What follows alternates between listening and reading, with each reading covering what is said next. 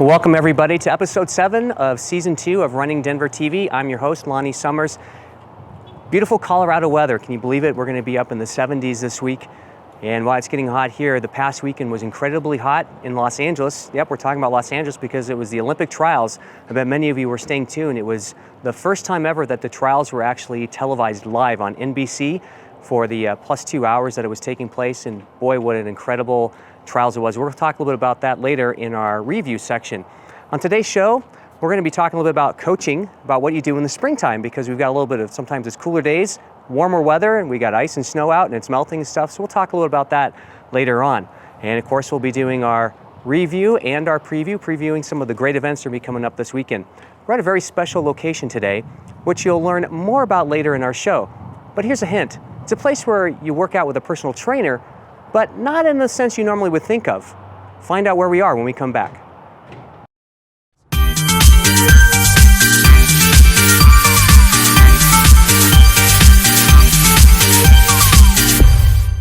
Welcome back everybody. So where are we at? We're actually at LearningRx in Centennial. Now first of all, you might be thinking, why are we at LearningRx? Well, believe it or not, the really great thing is that we know as you runners, we have children. And it's really, this is a great, fantastic organization. LearningRx has been a sponsor and supporter of our running community. They believe in running and they believe in the empowerment that it makes and can actually play good cognitive roles in our brain. So LearningRx is basically a gym or training center for your brain, specifically for children to help them with cognitive skills, reading, comprehension, math, and so much more. In a little bit, we'll be talking to the executive director at LearningRx, so make sure you stick around for that. Right now, we're going to talk about training in the spring. So here's the thing, it's getting warmer out. We got a beautiful day in Colorado today. It's going to be near 60 degrees, and then the next couple of days it's going to be 70. And we have a tendency sometimes when we come out of our winter funk of training and being in the treadmills, of trying to pick up where we left off, where we were really strong in the fall time. The first important tip that I want to give you for spring training when you're getting your ramping back up is take it slow. There's, again, a tendency to go out too fast and think that you were in the shape that you were in the fall time, and you probably aren't. So it's good to take it easy. Plus, you may have been indoors running inside a track or on the treadmill. Running outdoors is a lot different. So make sure that you take it easy. Plus, you know, it is still winter here in Colorado, even though we're showing 70-degree days, and there can be patches of ice and still some snow, and so the conditions aren't always 100%, so you want to make sure you watch out for your footing. The second most important tip as you're gearing up for your spring training is take inventory. Now, what do I mean by that? Well, look, our gear has been used through the weather over the winter time and in the fall, so it's good to take an inventory of what you have. Get rid of any of those old clothes. I know we all have those favorite tech shirts that we've been wearing for a long time, but they become less and less effective of moisture wicking. It's important to check things like your shoes as well. And if you are unclear if your shoe's in good shape to be running, you know what, you can go to our partners at Runner's Roost. They're always happy to examine your shoes and get you in the right shoe gear, but it's extremely important. Most shoes typically are good for about 200 to 300 miles, but when they're in extreme weather elements, like we can have here in Colorado at times, where it's 70 degrees one day and it can be 16 inches of snow the next day and you're running in that, shoes can break down a little bit faster. So make sure you get yourself ready to go for spring. The other important thing too is really, as you're ramping yourself back up, think about your entire body, not just getting your legs in shape, but your whole body. Core workout's very important as well. So I always like to do with training is I usually recommend 3 good quality runs a week, which is getting out there and starting to up your mileage, which is to get those long runs going. Probably start between 5, 6, 7 miles for your long runs. Don't do more than 10% increase each week. That's your first quality run. Your second quality run should be a speed session. Oh, the dreaded speed thing. Well, yeah, it's important to do, and that's the only way you're gonna get faster and stronger running. And you don't have to go so extreme out. Usually if you run for 20, 30 minutes, I usually recommend doing a warm-up between 10 to 15 minutes, and then certainly do some 200-meter dashes or 800-meter dashes, and do repeats. Stay at a good comfortable level where you're a little bit out of breath but not pushing it too hard, and build those up. This is springtime. It's time to start building up and getting ready for the summer and those fall marathons, because there's 16 to 20 weeks of training to do to get ready for them. The other important thing to do is your other third quality workout is a tempo run. What does that mean? Well, that means where you're running comfortably fast, but not so fast that it's in speed work territory. So you're getting that leg turnover, so it's going to help you with those longer races that you're going to be doing probably in the summertime and maybe late springtime. If you go out for a tempo run, spend the first 10-15 minutes with a warm-up, and then do like 15-20 minutes at a faster pace. Give you an idea, take your 10K speed and add about a minute pace per mile onto that, and that's about where you should be for your tempo. What are you going to do the rest of the time? Now you've got 4 days left. Well, I always believe in rest is very important, especially as you're getting back into things. It's good to let your body recover and repair, and that's all happening while you're resting. You got to do the training, and then the rest is where you get stronger and better. But what I like to throw into those extra couple days is do some cross training, go swimming, go biking, mountain biking or cycling is great. Probably no more than 30 to 40 minutes. Another great activity is elliptical. And then the other thing too, remember your core needs to be strong. Because when you're running for a long time, we have a tendency to start hunching down, and the core is really important to get strong in there. So even doing some strength training, basic strength training with really big muscle groups, legs, yes, even though we're working them out, it's important to keep them strong, your hamstrings strong and your quads strong. Abs are very, very important. So doing planks is one of the best ab core exercises out there, and you can do them anywhere. You can do them before you're getting on a flight. You can do them while you're watching TV. You can do them in between those breaks at work. So it's really good. That's an easy thing to do, and planks are exceptionally good for building up that core. And there you go. There's some of your tips to help you have a strong spring season. Next up, we're going to be speaking with Kim, the Executive Director of LearningRx, to learn more about their programs.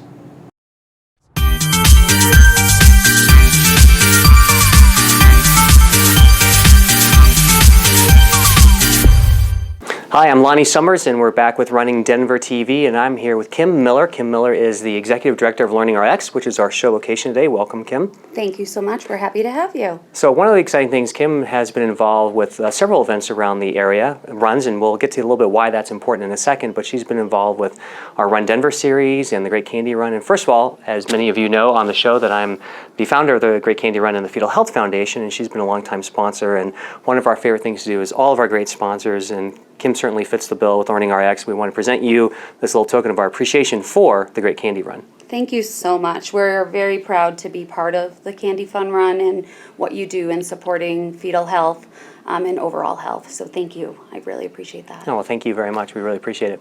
So we'll put that right there so you guys get a great shot of that. So Kim, LearningRx is very interesting, and I want to have you explain a little bit more to that. So tell us a little bit more about LearningRx. So what we do is we work with people of all ages, mainly children that struggle with learning disabilities of some kind. They may be diagnosed, they may not be diagnosed, but in some way or another, they've had struggles in the process of how to learn. With adults, it's more in how to learn or perform. So what we do is we assess the 7 key skills that make up the way we learn and perform, things like memory, reading, how we process information, how we plan and strategize in life in general.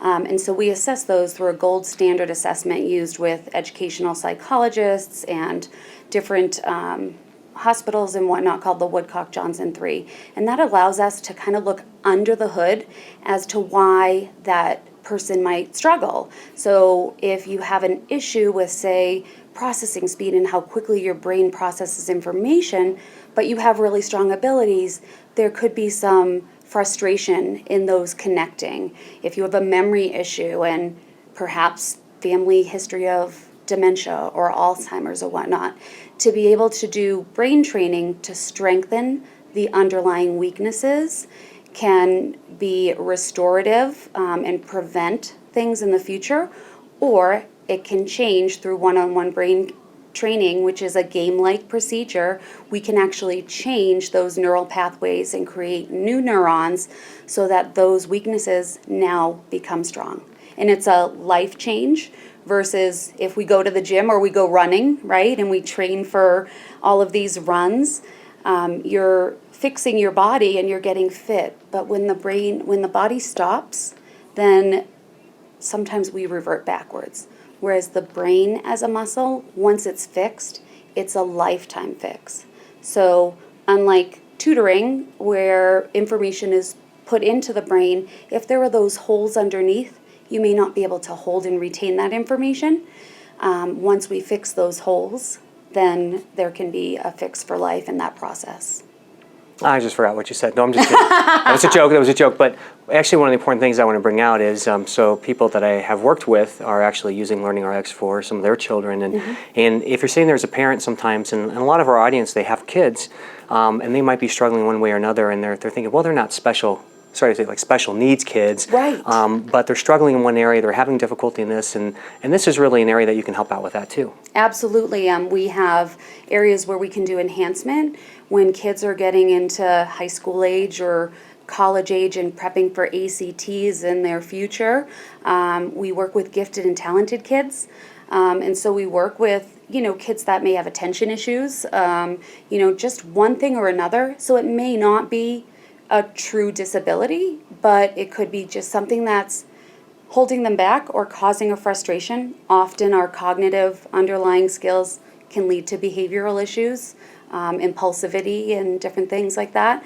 So really, all of us can use brain training because we all have areas in which we'd like to improve. And so the best way to find out if someone is questioning could they perform better in life is to go through an assessment. And that assessment is a $600 value at an educational specialist or a children's hospital. We do offer a special because of our partnership with Running Denver and the Candy Fun Run for just $79 for that assessment. And that gives a big picture and comes with a consultation. So even just to find out where our strengths and weaknesses is really a great value to us. Great. Well, thank you, Kim, so much. And really, truly, we've had some of our own staff with Running Denver bring in their children, and it has made, and they have been so thrilled because it's made an absolute huge difference where they know their kids are bright. They're just having that little bit of difficulty, and you've been able to completely change them around, and now they're enjoying school and not being as frustrated and, quite frankly, enjoying life a lot more. So thank you very much, Kim. And if you want to check out more from LearningRx, they can find out information by? You can go on our website at www.learningrx.com, or you can call us, and please make sure people mention that they heard of us through Running Denver to get that special deal at 303-741-2300. Great. Thank you very much. We'll be right back on Running Denver TV.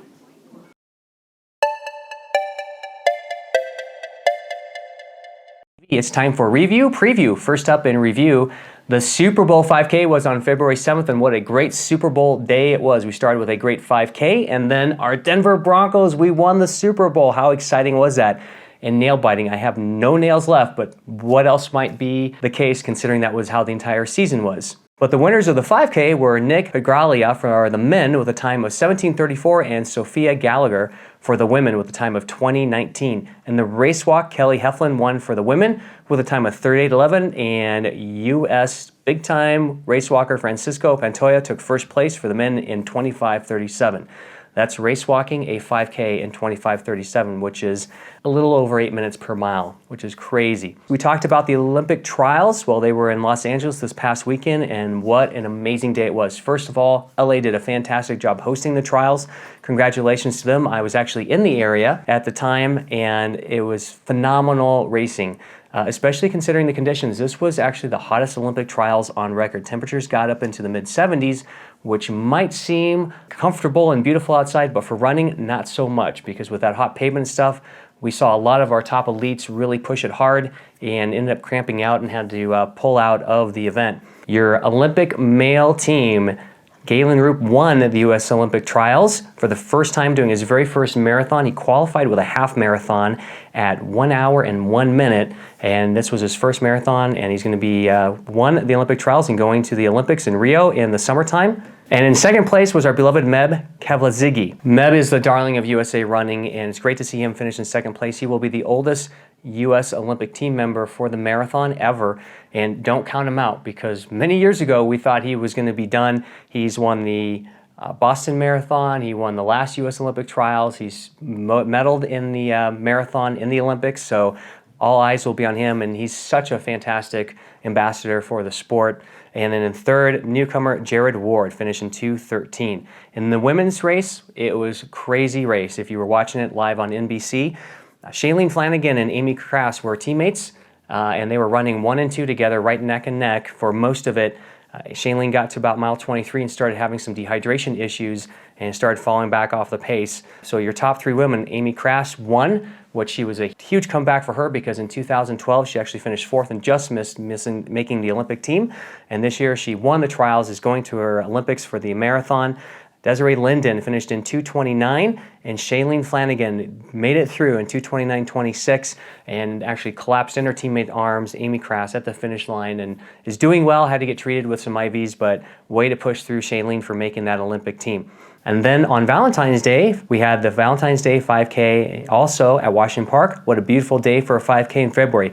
Kevin Gallagher took first for men with a time of 16:23, very fast time. Nicole Lair won for women with a time of 19:45. In the race walk, we had the same winners as the Super Bowl run, so great job, guys. Francisco had a similar time of 25:39, while Kelly improved hers by almost a minute, finishing in 37:27. Now for a preview, we have a lot of great events coming up. This weekend, not going to be any snow, it's going to be warm, but we've got the Snowman Stampede 5 and 10 miler up this Saturday, February 20th at Hudson Gardens. This is the final race in the Winter Distance Series, and it benefits the Fetal Health Foundation. It looks like it should be another beautiful day, and it's also the Roadrunners Club of America 10-mile championship. To find out more about that run, go to coloradorunnerevents.com. This Sunday, February 21st, is the Fight for Air climb at Republic Plaza in Denver. You can climb the 53 flights as an individual or as a team, and all proceeds benefit the American Lung Association. If you've never done a stair climb, you have to do one. It's amazing and pretty crazy as well, and a lot harder than you think. And the top athletes will be doing it in about 7 minutes. We can't guarantee it will be as warm for the Polar Plunge and Splash and Dash on February 27th at City Park and the Denver Zoo. This is a great fundraiser for Special Olympics of Colorado. And don't worry if you don't feel like getting wet. You can still just participate in the 5K Splash and Dash and watch everyone else get wet, which I think is a fantastic idea, especially if it's cold. Plus enjoy the polar bear exhibit at the Denver Zoo for National Polar Bear Day. So make sure you join us for these great events. Find out more about any great events coming up. You can check our calendars at runningdenver.com. Thank you again, Kim, so much for allowing us to take over LearningRx today and learning more about your wonderful program. That's going to wrap up today's show. Make sure you go to runningdenver.com, check out more of our episodes, and we'll see you next time on Running Denver TV. I'm Lonnie Summers.